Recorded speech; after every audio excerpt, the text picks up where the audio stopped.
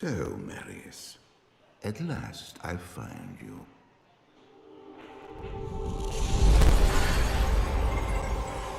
Tyrael, yes. Yes, now I recognize you. I should have known you'd travel in disguise. They're always watching. I've been searching for you for a long time, Marius. I was rather beginning to think you didn't want to be found. Oh, forgive me, Tyrael, please. It wasn't my fault. Not your fault. Tell me, Marius, how was it not your fault? The Wanderer. Yes, it was the Wanderer. My days at the Rogue Citadel seem so long ago. I sought refuge from my memories in the company of other outcasts, high in the mountains past the Eastern Gate.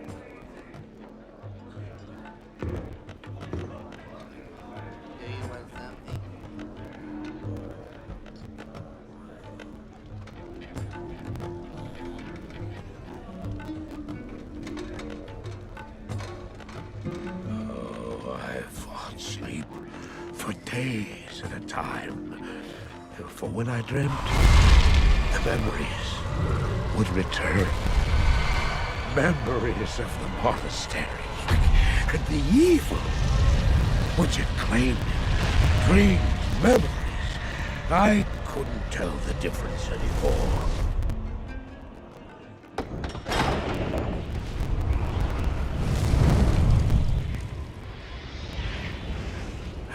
Evil from my dreams followed me at my heels. How had he found me here?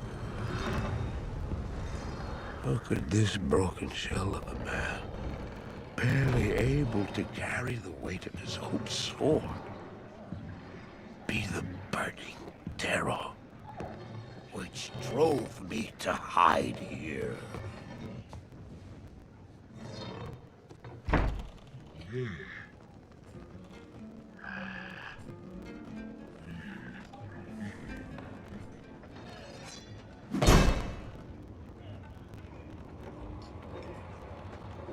He seemed to have demons of his own. He struggled to contain.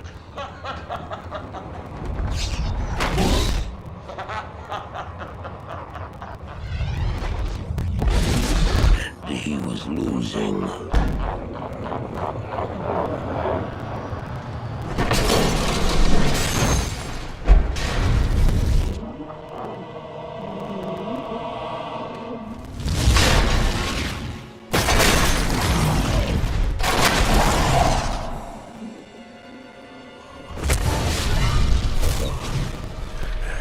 As I watched, I became convinced that I was truly mad.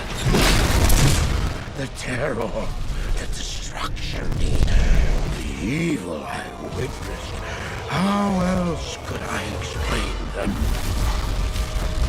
Were these the demons from my dream, or were they born within the Wanderer?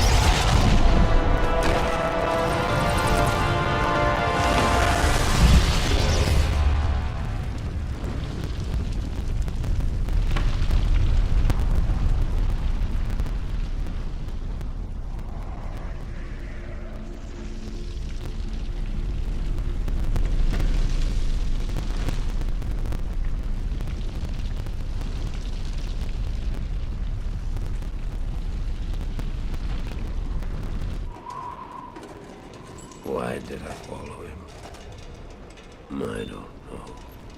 Why do things happen as they do in dreams? All I know is that when he beckoned, I had to follow him. From that moment, we traveled together, east. Always. Into the east.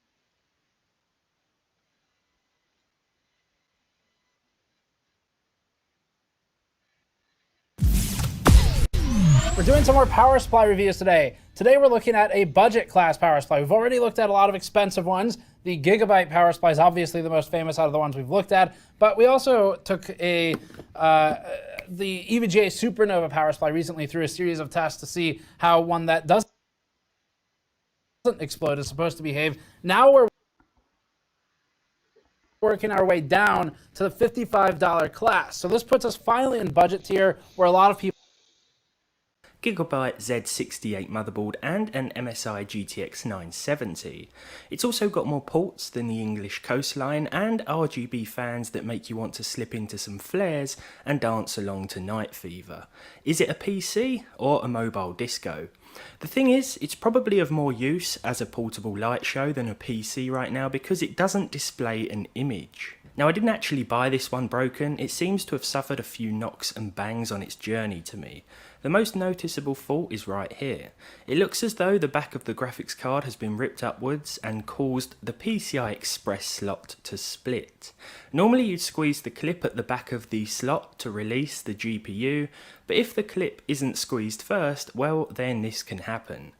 Now this usually occurs as the result of inexperience or impatience, but I'm pretty certain that this happened during transit because if we take a look around the other side of the PC, then it's clear that the hard drive has suffered a similar fate.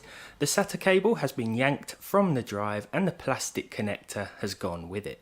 The SSD seems to have survived the journey, which is a bonus, especially since the machine wasn't even advertised as having a solid state drive. We can proceed in a couple of ways from here. We can either send the system back, or we can see if we can repair it. Because sending it back would be a bit of an anticlimactic ending, I thought we'd go for option B. The first thing to do is to check if the GTX 970 works after its traumatic and unexpected removal from the system. After adding it to my i5-10400F benchmarking PC and installing the drivers, I can confirm that there are no problems with the card. The motherboard has no display output, so I can't test it without a discrete GPU, but since it has two PCI Express slots and the 970 works fine, I thought we may as well use the secondary slot and see if things fire up as they should. After all, the primary PCI Express slot is definitely out of action. This is a temporary solution and I'll replace the motherboard in the near future, but for now the extra slot means that we can continue using the system as normal. It is worth pointing out that the second slot is however slower. While both are PCI Express 2.0, the second slot is PCIe X8, whereas the primary and broken slot is PCIe X16. Now I don't know how much of a difference this is going to make performance-wise in games, but I've seen a couple of videos and read a few articles on the subject, with the conclusion being that gaming differences are negligible in a lot of titles, though those tests were conducted with different cards and different motherboards. With that said though, I'm glad everything else seems to be working as it should. The damage to the board and hard drive is unfortunate, but at least nothing else was broken. Performance of the stock 2600K and 970 combo seems to be what I'd expect from this setup in 2021, and while we could overclock the processor with this board, it wouldn't be ideal with the included PCI Express. The most, we see what provides a suitable working solution, and because a dual Apple continues to dominate the landscape with their latest MacBook Pro lineup. Intel desperately wants Apple to come back, and AMD might not be down for the count with 16 core mobile chips. Let's get into the hot news, everybody. I'm your Brett host. We're going to be going over the